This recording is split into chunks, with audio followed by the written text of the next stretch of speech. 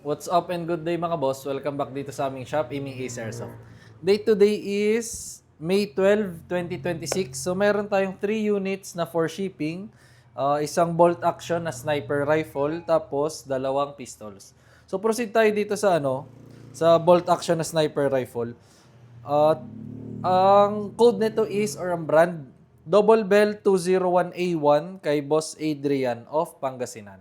So guys, ang 201A1 is VSR-10 siya na unit. Then meron na siyang kasamang bipod tsaka scope. So yung scope hindi na lang namin nailagay pero may kasama siyang scope na pang sniper talaga yan. So 3 to 9 times na rin yung scope na yun. Then meron na rin mga lens cover, ganyan. So from the factory kasama sadya siya.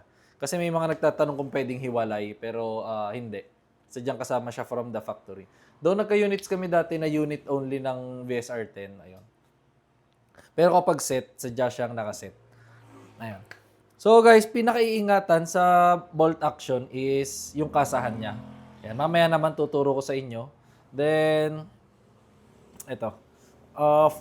Itong upper niya is full metal. Ayan, itong buong upper niya na kasama barrel, lahat full metal. Then itong body is parang ABS na plastic. Ayan. So, ma-feel niyo yan na quality yung material talaga. Then yung bipod naman, so ibababa nyo lang to, baba, tapos ifo-fold nyo. Pag gusto nyo i-fold. Pati dito sa kabila. Ayan. Then guys, pinakaiingatan sa sniper is itong kasahan. So dahan-dahan siyang iaangat, dahan-dahan ding hihilahin. Then pag tumigil na, huwag nyo hayaan nakastock dyan. Dahan-dahan nyo lang din itulak. Ayan. Kapag ganyan, ready to fire na. Then, yung iba kasi gigil ko so kapag nagmamadali or ano. So, dapat talaga dahan-dahan lang.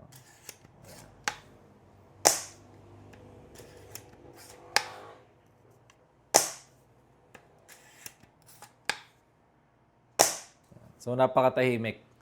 Barely nyo siyang marinig. Ayan, guys.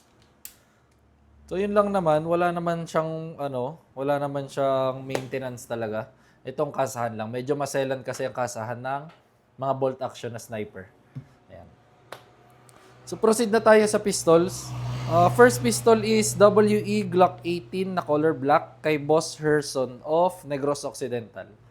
So, Glock 18, ito guys, isa sa mga bestseller natin sa WE Glocks na variant. So, Glock 18, ito yung merong semi, kapag nakataas, semi-auto. Pag nakababayan, full auto. So, papakita ko sa inyo. Then guys, yung mga yan, so oil lang yan, pwede nyo namang punasan. Yan, hindi na namin napunasan eh. Yan, so oil lang yan. From the factory, nilalagyan kasi siya ng oil for better lubrication. Kapag Glocks guys, metal lang slide, then polymer yung lower frame. Yan. Then magazine capacity, 25 rounds na metal magazine. So try natin yung sa semi-auto pag nakataas.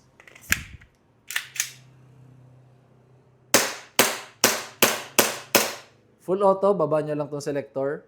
Yan, make sure nakasagad. Then guys, pitik-pitik lang or burst fire lang sa trigger. Slide lang. So kapag ganyan guys, release magazine, then release the slide. Kapag Glock, hatake na lang. Then, rest the hammer by pressing the trigger. Tapos lagi ibabalik ng semi-auto. Yan. The next unit is, ito, last unit. Double Bell 304A kay Boss John of Pangasinan. So 304A, ito yung John Wick 4 na Sun Viper. So full metal din, metal ng slide, metal ng lower frame. Then metal din tong bagwell. So may markings dyan ng Taran Tactical or ng TTI. Kabilang side ito. So maganda yung pagka rose gold color niya kapag mahilig kayo. Or para sa mga misis nyo dyan or anak na babae. Though pwede rin naman to sa lalaki. Ayan. Try natin.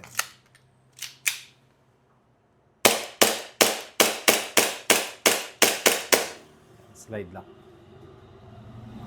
Same lang din, release magazine, then slide, then trigger. So ayun lang naman mga bossing. Process na rin namin itong shippings nyo. I-pack na rin namin. And maraming salamat ulit. Then, if may inquiries kayo, message lang kayo sa aming page, Aiming Ace by CJO. Thank you.